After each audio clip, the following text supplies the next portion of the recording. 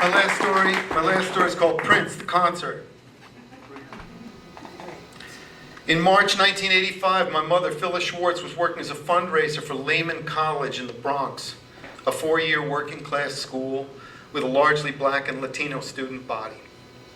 New York Rocker was over, and I was working out of my apartment as a freelance PR writer when Moms called me one afternoon and asked, "Who's Prince?" "He's a big favorite of mine," I replied. "Great musician, a great performer." This was putting it mildly. Since August 1984, when Purple Rain hit #1 on the Billboard Albums chart, Prince had become one of the biggest and most influential pop stars on the planet. He was already among the most gifted.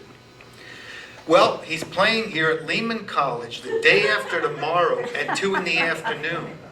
I can get you in, but you can't tell anyone.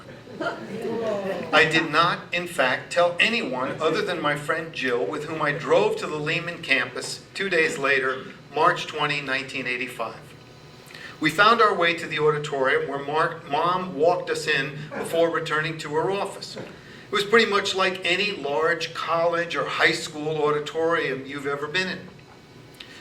As the New York Times later reported, the seats were filled with 2,000 deaf, blind, and handicapped children from schools in the Bronx and surrounding communities.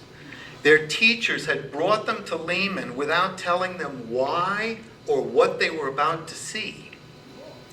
When the lights went down and the curtains parted, there were Prince and the Revolution in full stage regalia. And when they went into Let's Go Crazy, those kids freaked. I mean, they freaked. And I mean that in the best possible way. The band played an 11-song set, including 2 encores. It was the first rock concert I had ever attended with interpreters for the deaf on stage, signing the lyrics.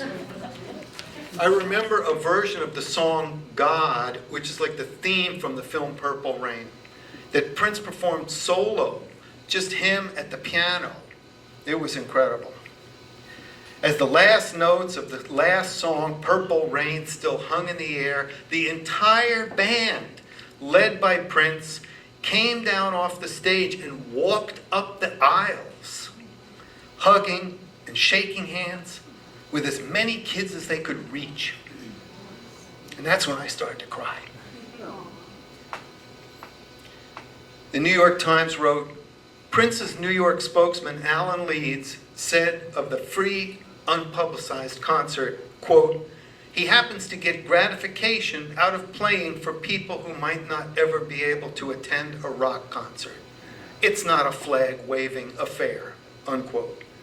Now that same night, Prince and the Revolution headlined Nassau Coliseum on Long Island, playing to a sold-out crowd of 14,000.